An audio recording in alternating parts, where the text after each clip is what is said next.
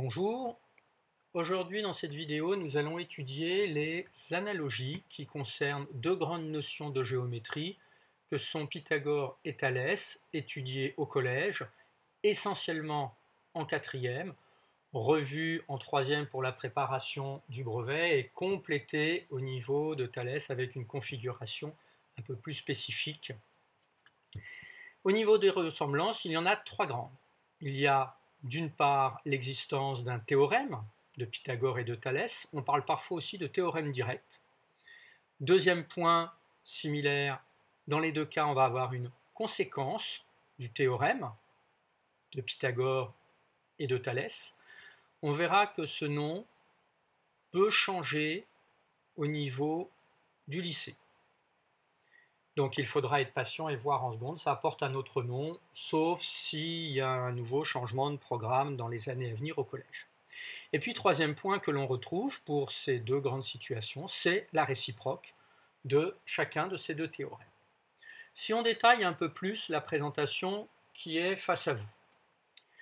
Reprenons le premier avec le théorème de Pythagore et de Thalès. Dans deux cas, ils ont une utilisation très précise. Ici, c'est pour calculer la longueur du troisième côté avec certaines conditions que j'ai rappelées au-dessus. De même, le théorème de Thalès est utilisé pour calculer la longueur de certains segments avec certaines conditions.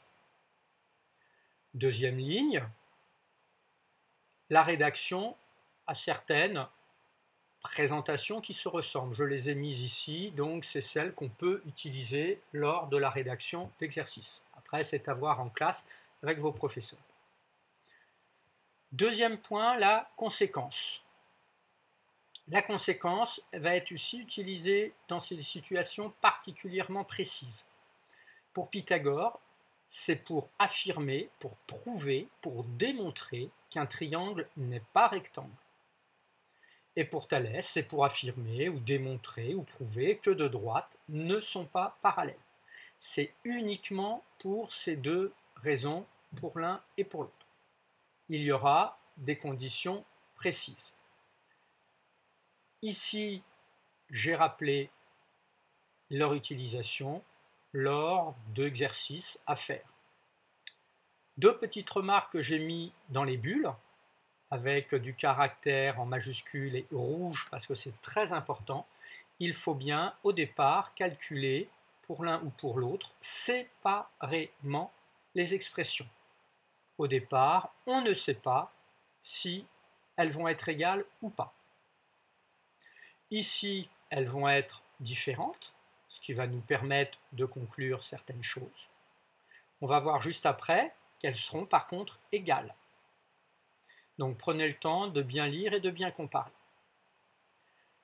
Troisième grande analogie, il y a l'existence de la réciproque du théorème qui va être à nouveau utilisée pour certaines raisons très précises.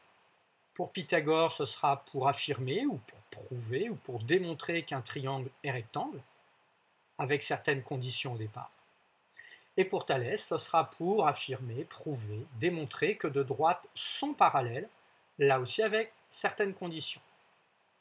Au niveau de la rédaction, j'ai détaillé. À nouveau, comme précédemment, comme pour la conséquence, on retrouve que l'on calcule séparément. Et cette fois-ci, on va observer, on va constater, j'aime bien le mot comme, quand il y a une constatation, ça mes élèves ont l'habitude de m'entendre dire ça en classe, comme cette fois-ci c'est égal, on va pouvoir affirmer qu'il sera rectangle pour le triangle, qu'on aura des droites parallèles pour Thalès.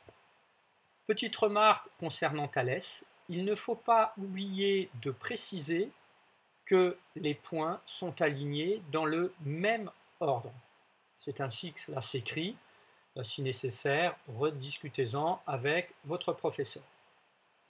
Voilà, je vous souhaite une bonne utilisation. Ça peut être lors de la préparation d'une évaluation plus ou moins importante, un brevet blanc, voire même le brevet en fin d'année, ça peut permettre de faire des révisions.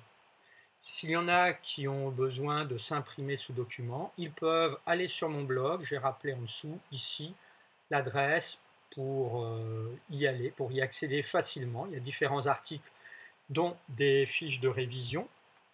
Sinon, vous tapez sur un moteur de recherche, dans un moteur de recherche, mon nom et mon blog sortira en premier. Bonne utilisation.